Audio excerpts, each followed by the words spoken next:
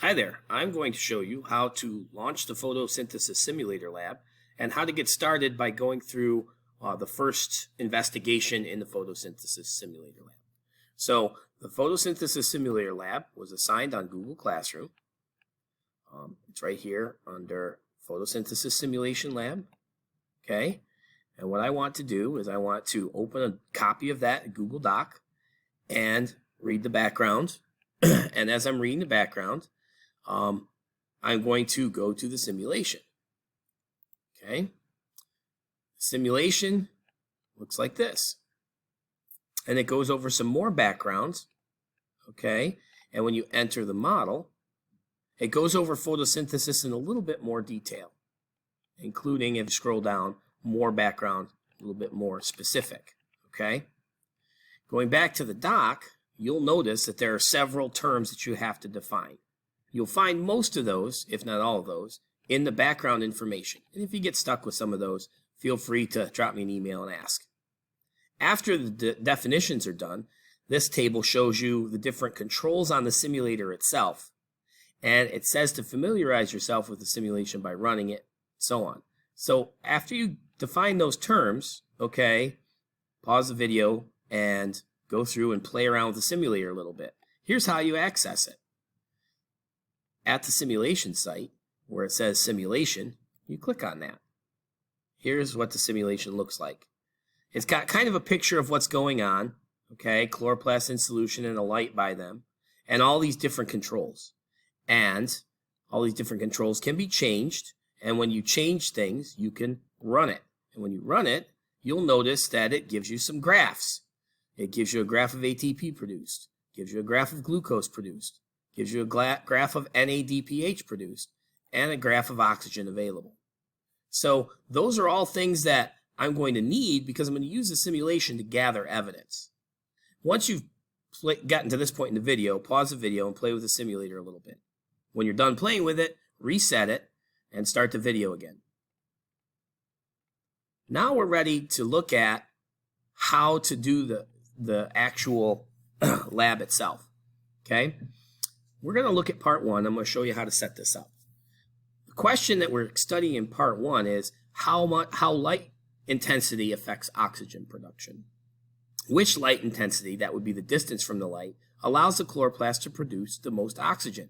Well, the first thing you have to do is you have to make a claim. So we're going to make a claim here. Maybe my claim is going to be something along the lines of the less distance to the light, the more oxygen will be produced. Okay, so I'm going to need to gather some evidence. You can kind of see one's already pasted in here, but I'm going to show you how to gather the evidence on the actual simulator. There's my claim, less distance to the light, the more oxygen will be produced. So go back to the simulator, and I want to look at oxygen production. So the graph that I want to look at is this oxygen available graph. I don't want to know about glucose production for this particular question, or ATP or NADPH. I'm looking at how much oxygen is produced, okay, from the distance from the light. Okay, so I'm going to do a couple runs. First thing I'm going to do is reset it, and I'm going to leave full light, and I'm going to set it up at, let's say, I don't know, 60 centimeters. 60 centimeters from the light. And I'm going to run it, and I can see that run one gives me some oxygen. Okay, now let's change it. Let's go down by 10 centimeters and make it 50 centimeters. You can type in here, or you can use the slider to do that. And let's run it. Run two, run two has more oxygen produced. So the closer I move this, okay, if I change that to 40 and run it, the more oxygen I get produced, right? When I do these simulation runs, I want to do at least 5 or 6 or 7. I want to do a bunch of trials because I want evidence of more than just, oh, well, I was right because I set it really close and this is what I got, okay?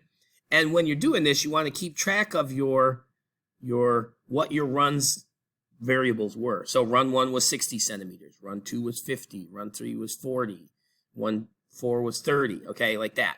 So that when you've done all of your runs, you're going to cut and paste this graph out and put it into your dock. You see, I did more than 4 runs on this one. Same distances. Run 1 was 60, run 2 was 50, and so on, okay? And I cut and pasted that graph.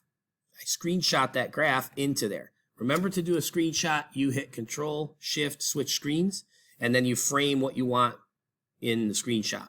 I just want the oxygen graph. All right.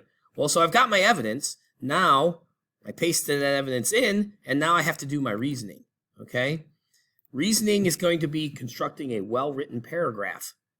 A paragraph is going to be at least 4 or 5 sentences. So you want to write about what your evidence shows you.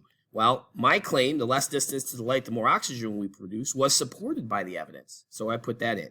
Run 1 was the lowest light intensity, 60 centimeters. Run 5 was the highest light intensity, 0 centimeters. And the graph clearly shows more oxygen produced in run 1 than in run 5.